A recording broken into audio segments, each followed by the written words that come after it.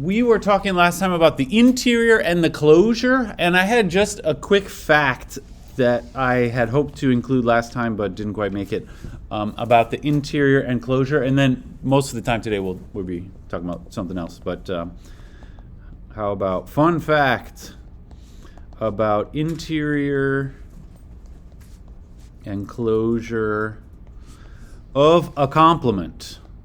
This is the fun fact. Interior and closure of a complement. What I mean is, can you do anything with this? Interior of a complement, interior of x minus a, or closure of x minus a. Is that something? Is it, interior x minus interior a, or something like that? It's not that, but that's the idea. Can you do anything with this interior of a complement? All right. So I thought maybe we could just, I don't want to go through proofs of this, but I thought maybe we could just sort of draw some pictures and see if we can come up with any ideas. I hope you remember what the interior looks like if you have a set that's like, so the example that we did at the end last time was something like this sort of balloon with a string on it. If this is A, then the interior of that and the closure of that. This includes all of these points on the inside. The closure is the same as A, but it also includes all of the points kind of on the boundary, which in this example would be all of the points which used to be missing, sort of the dotted points. And the interior includes all of the points which have neighborhoods that are completely inside the set. So the interior for this would be only the inside of the balloon part, not the string, because the points on the string, they do not have neighborhoods which are contained in A. A neighborhood of a point like this, remember, is a little circle around it, and that's not contained inside. So the interior of A is, in this example, just that part. All right. This is the closure and the interior. I hope that you recall this. If you wanted to say, you could say that X is in the interior means there exists a neighborhood U, which is a subset of A. X is in U. That's what the interior means. The interior, if a point is on the interior, it means you can put a little neighborhood around that point, which is totally inside the set. And the closure means, the closure is like including points, say, right here on the edge. That means this point on the edge is one where any neighborhood around it is not part of A, it's not a subset of A, but it has some intersection with A. So that's the description of the point in the closure.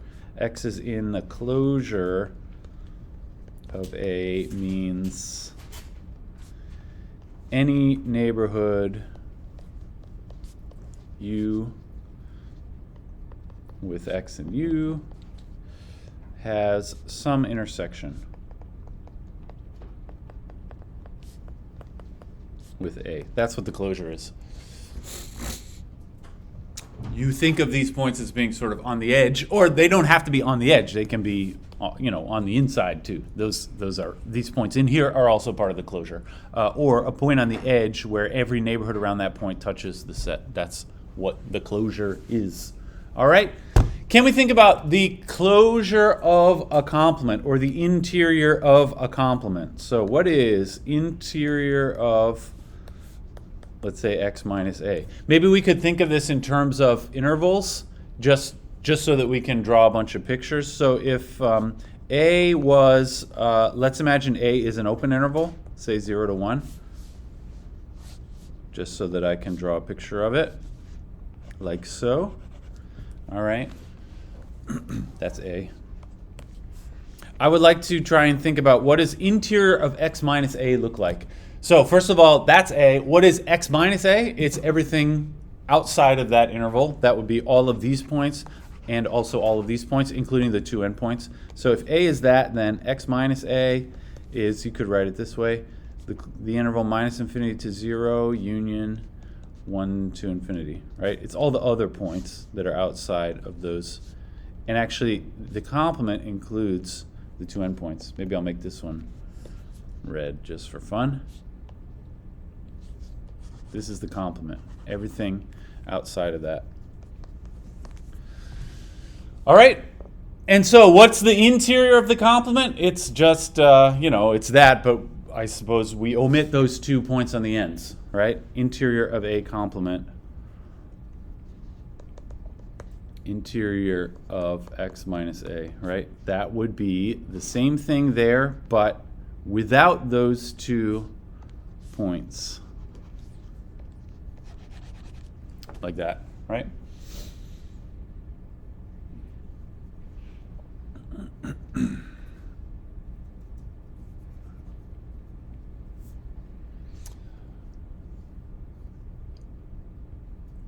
What do you think about this? Is there some relationship? Can we say something about interior of x minus a is, really I would like to say something like interior of x minus a is the complement of something.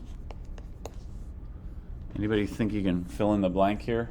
Interior of x minus a, that's this. It's the complement of something. Can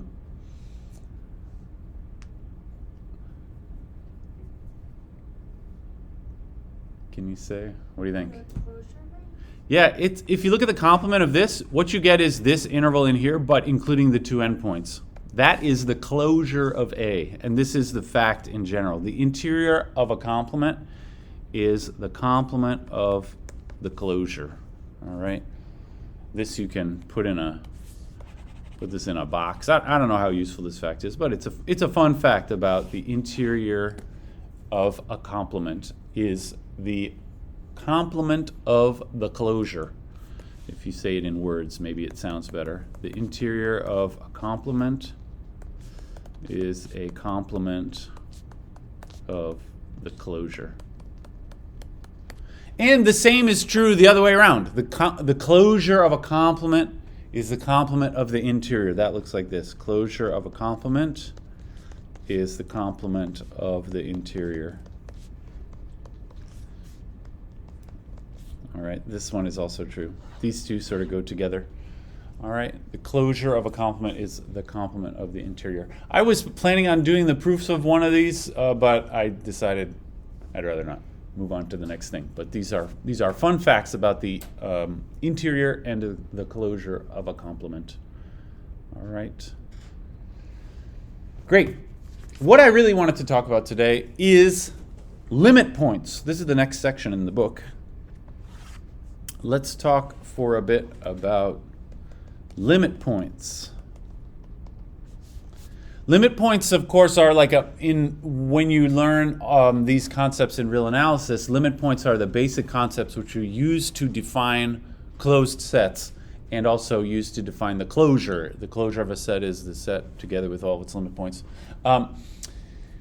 We have defined all of those things already, though. We define a closed set as the complement of an open set, and the closure of a set is defined to be the set of all, or it's the smallest closed set containing the original set. All right, but actually you can talk about limit points in the context of topology, and you can make all of those connections in terms of limit points too. So let me just, for those of you who don't have this fresh in your mind, here's a little recall from analysis.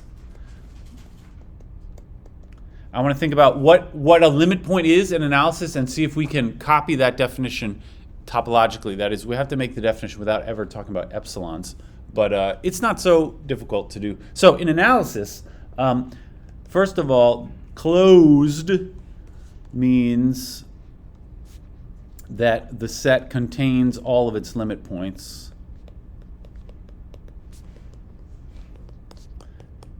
There was a question about this on the comprehensive exam, wasn't there? Which some of you did. I just graded the real analysis section yesterday. So I'm very familiar with that question. A closed set means it contains all of its limit points. And what does limit point mean? So in analysis,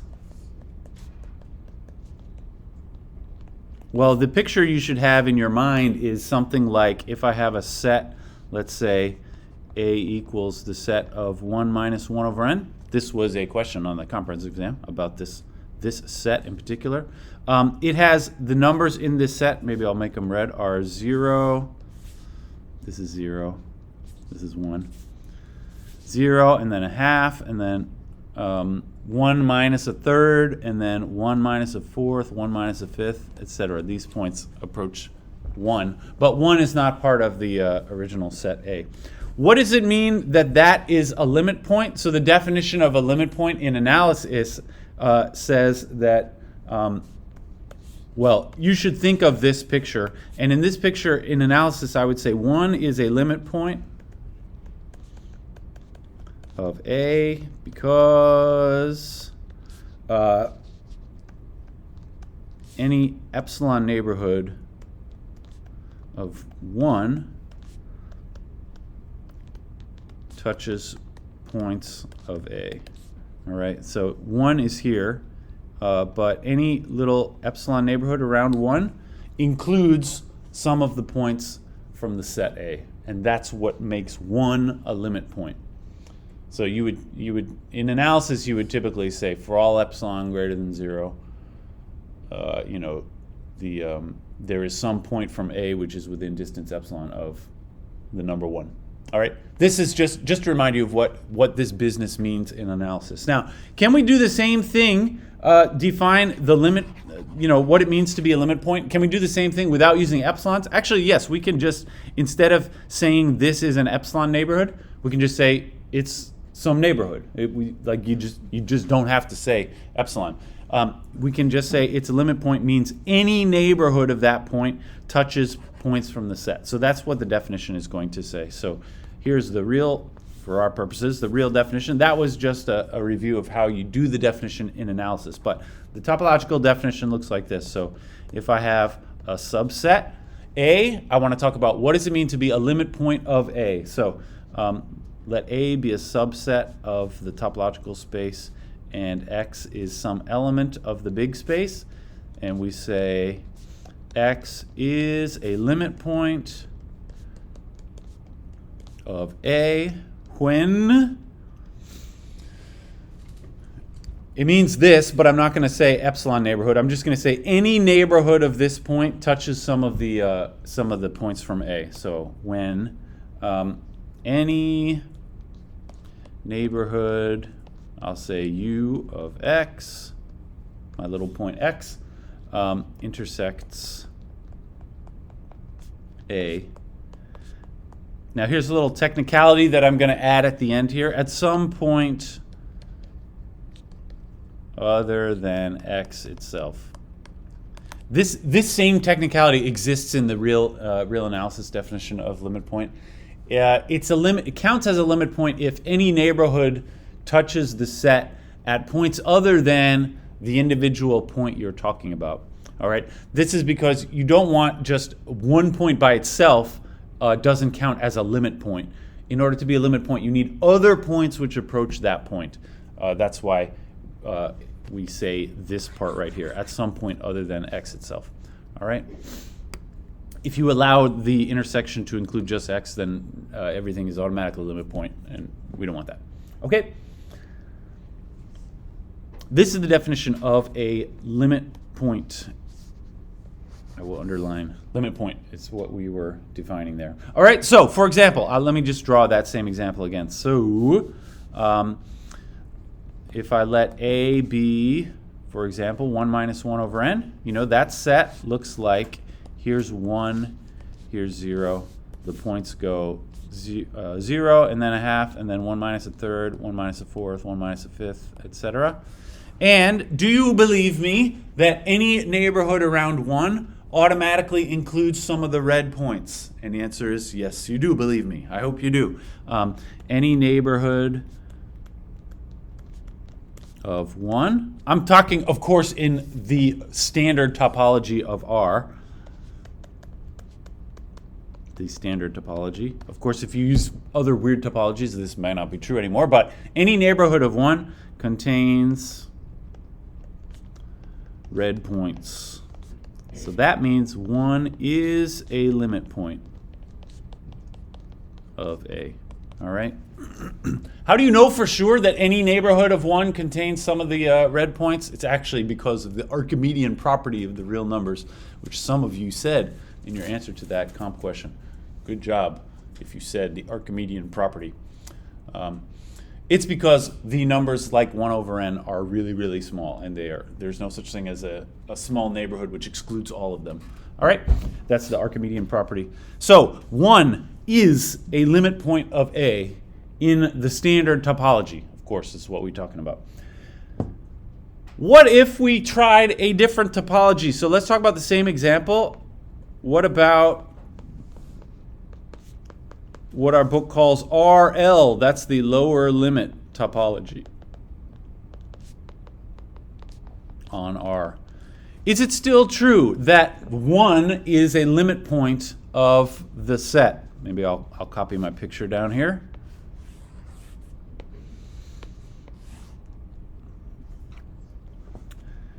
Remember, in the lower limit topology, our intervals look like intervals with including the left endpoint and not the right endpoint. All right. Now, is it possible this time? The question is, must any neighborhood of 1 include the red points? This time, if I allow the neighborhood to be one of these closed on the left side, open on the right side neighborhoods. Anybody have a thought on this? Can you make a neighborhood which includes 1 but excludes all of the red points? In the lower limit topology? You might think, what if, well, the only difference between this and the previous picture is the interval, like in this picture, you should imagine yourself making a little open interval around 1, and that definitely must include some of the red points. What about in this case? This time you're making an interval, but it's not open on both sides, it includes the left endpoint. Can you do that in a way that excludes all the red points? Or are you still going to have to pick up some of them?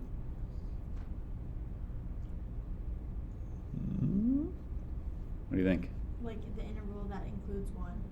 Yeah, if you make your interval actually start at 1, then that is an open set. It is a neighborhood in the lower limit topology, which includes 1, but excludes all of the red points. It's true. So in this case, the answer is no, because, for example, just to be specific about it, I can say the interval from 1 to 2. This includes 1. So rather than saying that, can I say this is a neighborhood of 1, but excludes all points of A. All right? And what that means is the number 1 is not a limit point of that sequence in the lower limit topology. So 1 is not a limit point of A in the R with the lower limit topology. That lower limit topology, be crazy. Be cray, as they say. All right? Some things which look like they ought to be limit points turn out to not be, because you can put a neighborhood around that thing which doesn't touch any of the red dots. All right? Here's a little quick variation here. What about this? What if A is just 1 over n, not 1 minus 1 over n? Then the points go this way, right? And now we can ask, is 0 a limit point in the lower limit topology? Certainly in the standard topology, it is a limit point. But this time, you again have to think about, if I put any neighborhood around 0 in the lower limit, does it have to include some of the red points? What do you say? Yeah. I think the answer is yes, right? You cannot play the same trick with the endpoint that we did in this case, right? Here I let one of the endpoints actually equal the 1. I mean, you can do that here, but it'll still grab some of the red points. And if you try to back it off to the left a little bit, as long as you include 0, it must include some of the red points. All right, so the answer here is yes. Very strange. the lower limit topology is kind of asymmetric in this way, that when things approach from below, approach in the standard sense from below, they don't actually have a limit in the lower limit topology. But when they approach from above, they do have a limit. I suppose it's not too surprising that this is asymmetric in this way, just because the intervals are asymmetric, right? That's the whole point of the definition of the lower limit topology. It includes the one side but not the other. All right. Strange but true. There's also something called the upper limit topology. We don't have to go through the details, but would you believe it if the answers to these two questions are opposite in the upper limit topology? The ones which go increasing, they actually do have a limit in the upper limit topology, and the decreasing one does not have a limit point. All right.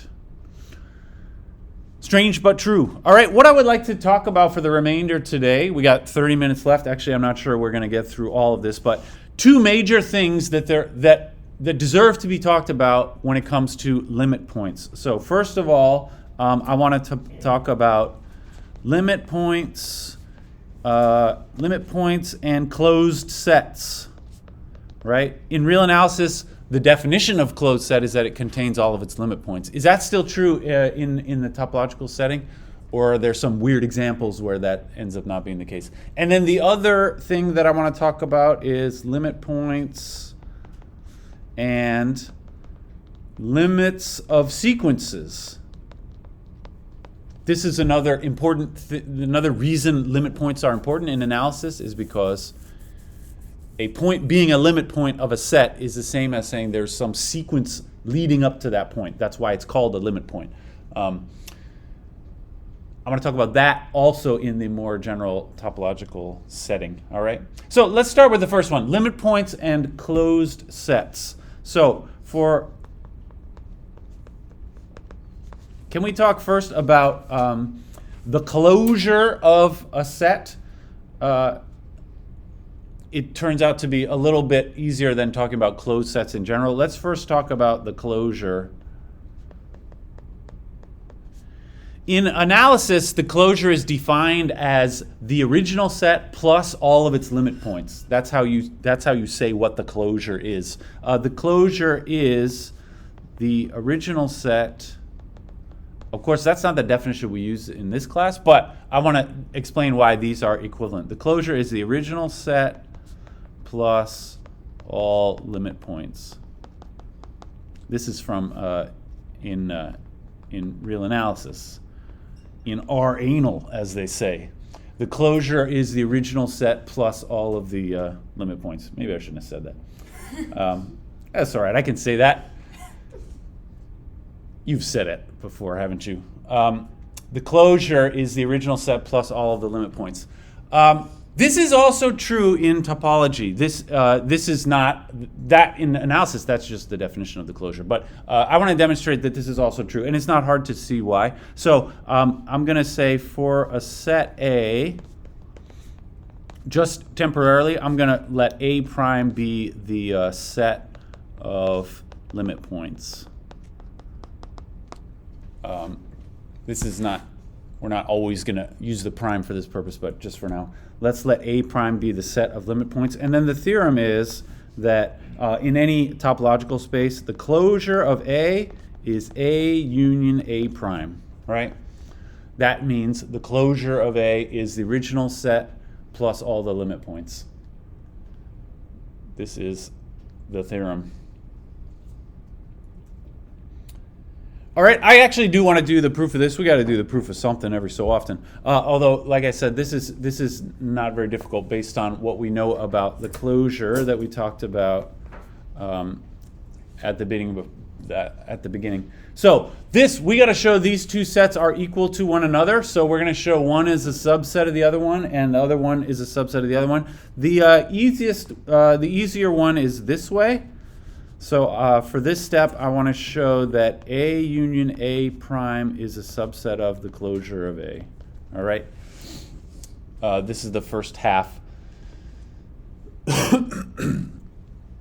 So you got to show that anything which is in A or A prime is automatically in the closure. Now, for A, that's easy enough. So A is a subset of the closure of A.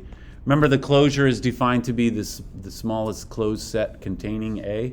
A is always part of the closure. The closure is just like, it's all the stuff in A plus a little bit more, right? So A is definitely part of the closure of A already. So that means we need only show that A prime is a subset of the closure of A, right? Because I'm trying to show both of these sets, you know, the union is in the closure. It's the same as saying just this set is in the closure and also this set is in the closure. And the A is already in the closure. What about the A prime being in the closure? So A prime means the limit points. So if X is a limit point, remember what this means? This means any neighborhood of X intersects A at some point other than X. That's the definition of a limit point. All right, the picture you should have in mind with this, like a, you know, for example, an R2 picture would be if A is like this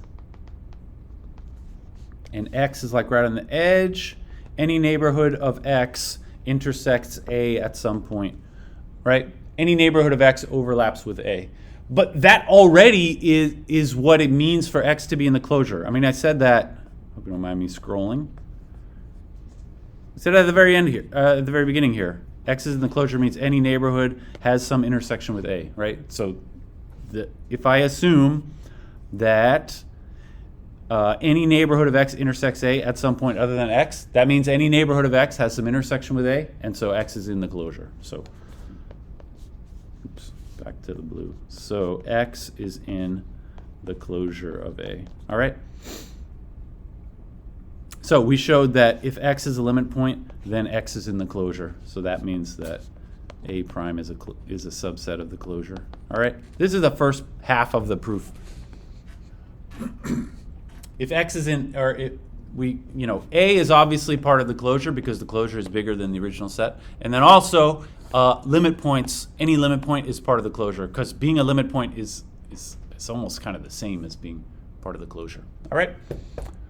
What about the other way around? The other way, I said this was the easy way. I think maybe the other way is even easier. I don't know. The other way around is we need to show the closure is a subset of that thing. So I want to show the closure of A is a subset of A union A prime. So the way to do that, you choose an element of the closure, take some X in the closure, and then I want to show that X is in A union A prime. Actually, we're going to show that X is in A or X is in A prime. That's the same thing, right, as X being in the union.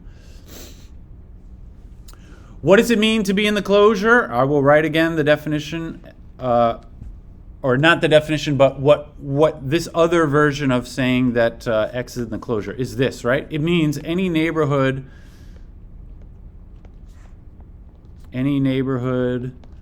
of X intersects with A, right? It means it's right on the edge of the set. So any neighborhood of X has some intersection with the set A. Now, if that intersection includes X, so if X is in this intersection, so if you have the picture you should have in mind is, you know, here's A and here's X. And there's some overlap. This sort of shaded in blue bit is the intersection. Now, if X is also part of that intersection, the only way that can happen is if X was in the original set A, because the intersection is A intersect the neighborhood. So if X is in the intersection, then X is in A. And that's one of the, remember what I was trying to show, X is in A or X is in A prime. So that's one of those two cases. What about if X is not in the intersection?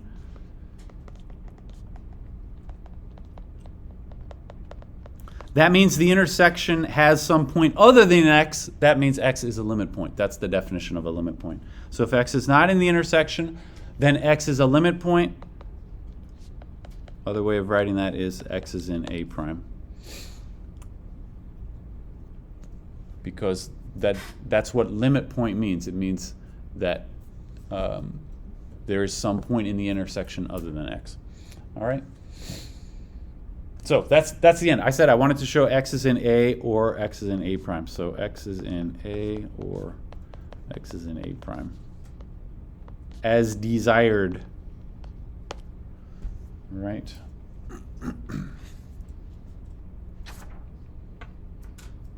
That's how we do it.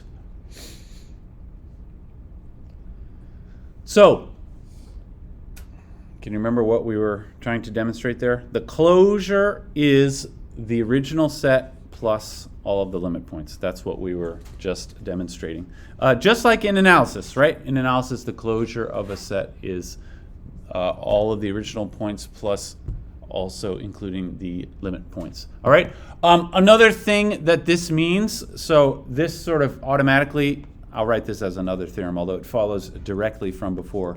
A is a closed set if and only if A contains all of its limit points. And this is the definition of closed from analysis. How can we demonstrate this? This is a if and only if. Actually, you don't have to do anything really fancy here. You can just say A is closed. This is equivalent. Remember, closed, we've seen before that when you take the closure of a closed set, you get the same thing again. So A is closed is the same as saying A equals the closure of A. But because of what we said before, the closure of A is A union, I will say A, i.e. this is the same as A equals A union A prime, because that's the theorem we just showed. The closure of A is the same as A union A prime. But what that means, if I have one set is equal to the same set together with a union means you include extra stuff. What this says is if I start with A and I include some extra stuff, I get A again. That means this extra stuff wasn't actually extra at all. Like, that means all of these things are already part of this set. So this, I will say, i.e. A prime is a subset of A, right? If A union A prime equals A, that means that when you were doing this union, including some extra points, you don't actually include anything else. So those allegedly extra points were already part of the original thing. And what does this mean? This is that, right? A contains all its limit points. That's what this says. This says the set of limit points is a subset of the original set. So this means A contains all its limit points. All right. So this is all I wanted to say. You know, I said I had this sort of two things to discuss. The first one was closed sets and limit points. All right. This is the basic fact about closed sets and limit points. A closed set contains all of its limit points. Is the opposite true about open sets? Say an open set contains none of its limit points? Actually, that's not true.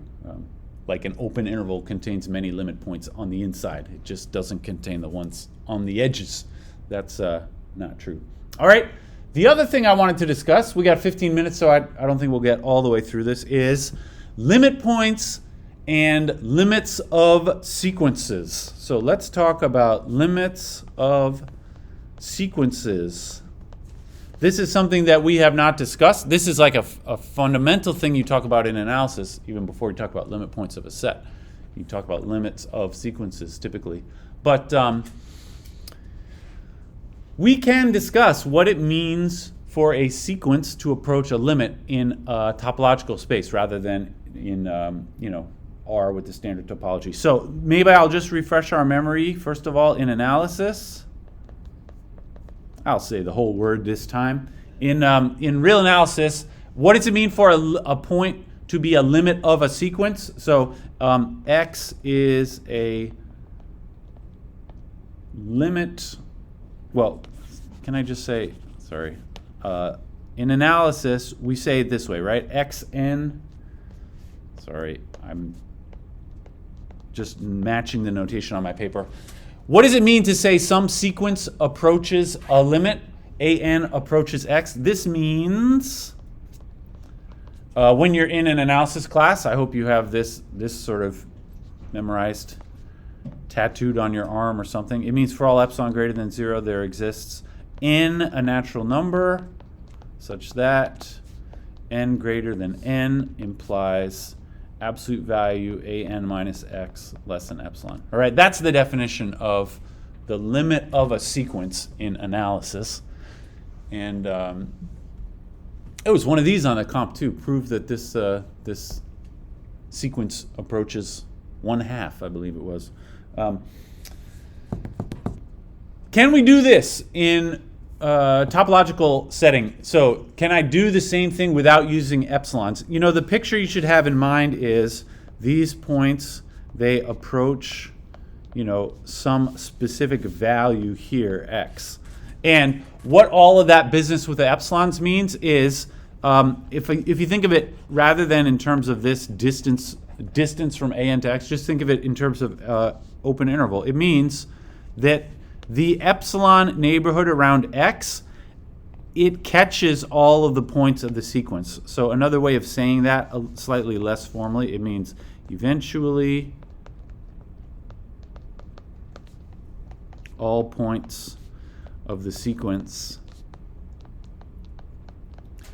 By eventually, I mean if you look down the sequence far enough. Maybe the first few points are not part of that neighborhood, but eventually, beyond a certain point, all points of the sequence lie inside the epsilon neighborhood that I drew on the picture. That epsilon neighborhood right there. All right? And we can say the same thing in topology just without using epsilon. I just say any neighborhood. All right? So this is the analysis version of this. The topological version doesn't use epsilon. It just uses any neighborhood. So here's the definition that we're going to be using here. I'll say let xn be a sequence and x just some other point. X is the point that the sequence is approaching. All right.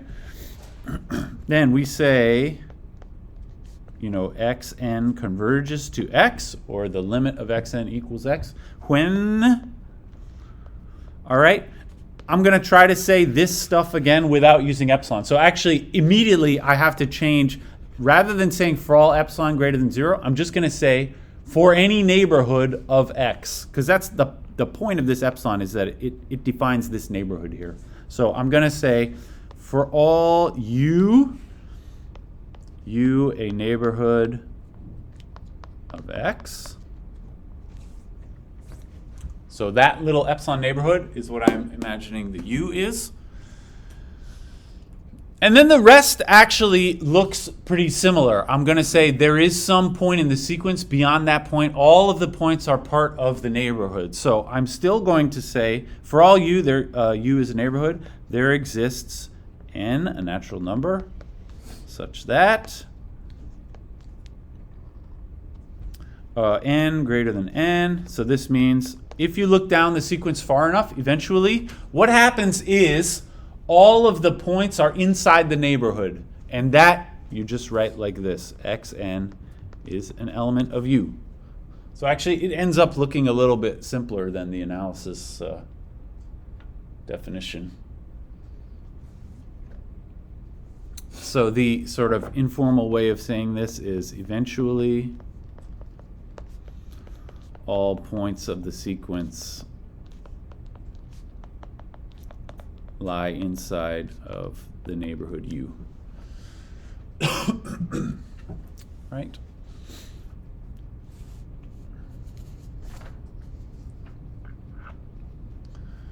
This is the definition, the topological definition of the limit of a sequence for any neighborhood around the limiting point.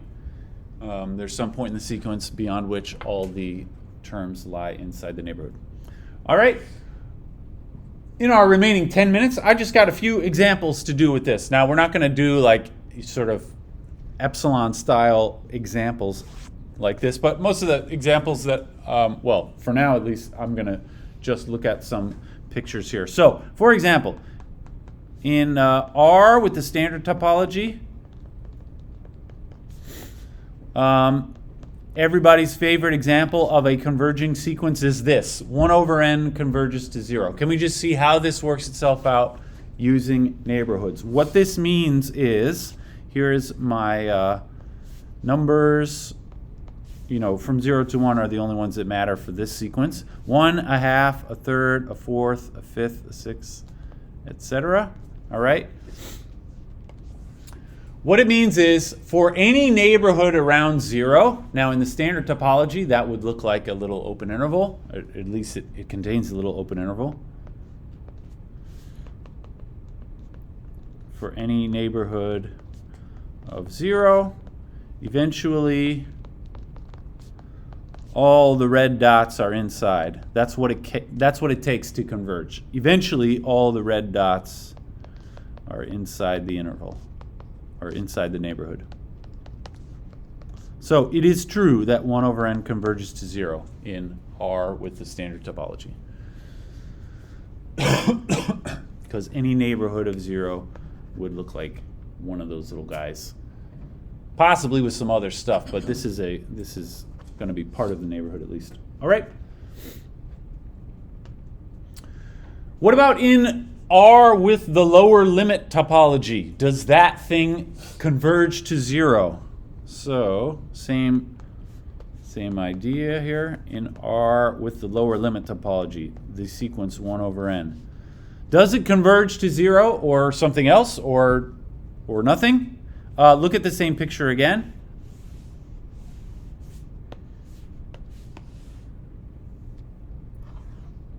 This time I want to consider all possible intervals which include 0.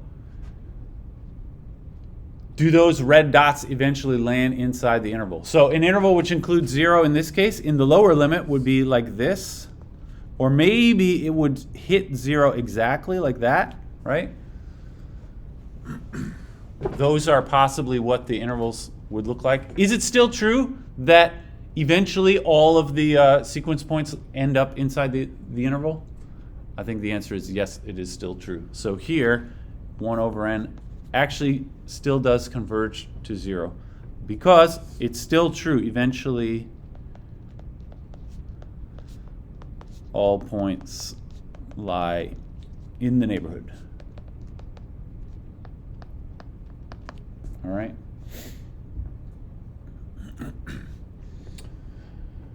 But if the sequence goes the other way, so let's look at, how about still in the lower limit? Let's look at negative 1 over n. All right, that one is the same, but it goes sort of from left to right this time, right? Negative 1, negative a half, negative a third, negative a fourth, like so. Do these things converge this time?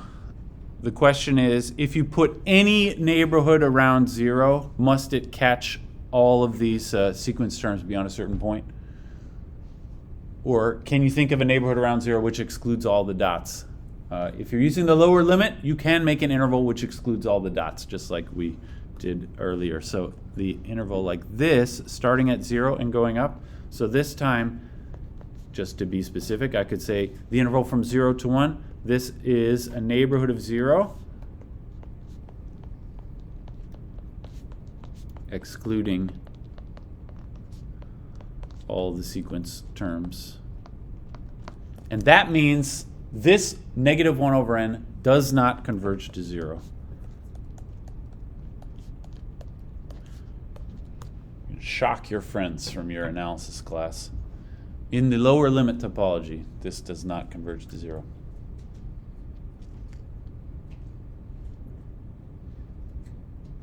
Or you can be a smart guy on the comprehensive exam. When it asks you to prove this, you can say, well, that's only true in the standard topology. Yeah, it's true.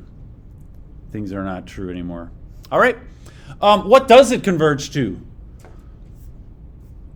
I mean, look at the picture.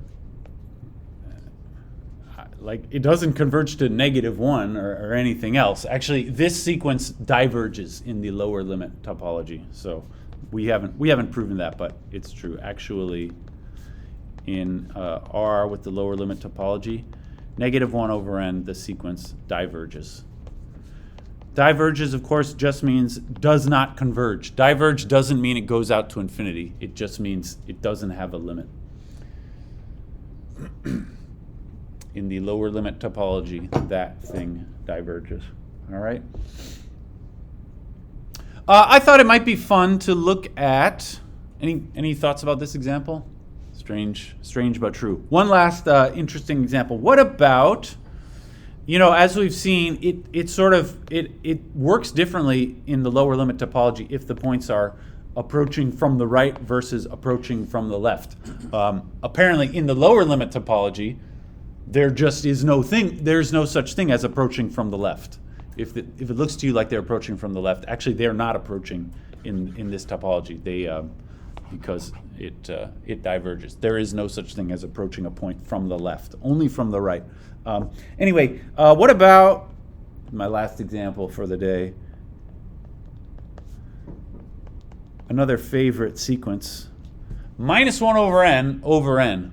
So this is like 1 over n, but it flip-flops the sign every time. So this one, if I were to draw, it starts, I guess, the first term, n equals 1, is at -1, and then I have positive a half, then I have negative a third, positive a fourth, negative a fifth, positive a sixth, like this. It approaches 0, but kind of from both sides. All right. Can we just say, refresh our memory, so in R, the standard topology, any neighborhood of 0 looks like a little open interval. This converges because any neighborhood around 0 eventually includes all terms of the sequence, right? Every term of the sequence eventually lands inside this neighborhood, and so it does converge to 0. This everybody knows from analysis. What about in the lower limit topology? I just said in the lower limit topology, there's no such thing as approaching from the left. You can only approach from the right. But this is kind of like both at the same time. So which one is it? Does this actually approach or not? That's the question in the lower limit topology. You have to ask yourself. I'll copy the picture again. If I use an interval, but not like that, I use the interval now just to make it interesting. I'm going to pick the interval which actually sits right at 0, right? Line those up. Right at 0.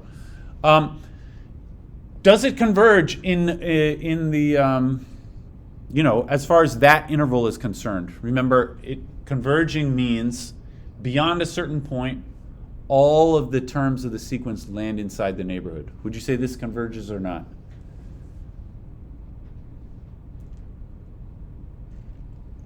Beyond a certain point, all the terms of the sequence land inside the neighborhood. The terms go back and forth, right? First here, then here, then here, here, here, here, here, here.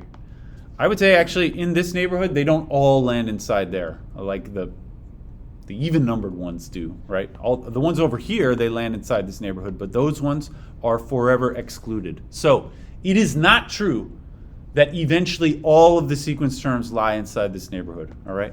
So this neighborhood, I mean, you can be specific about it if you like. 0 to 1, like that. Can I say this excludes all odd numbered terms?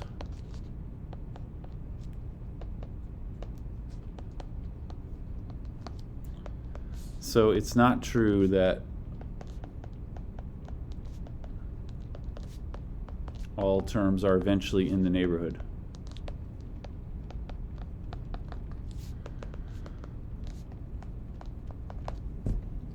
What that means is it does not converge. Actually, it doesn't converge to 0. In fact, it doesn't converge to anything. So in this example, -1 to the n over n does not converge to 0 in the lower limit.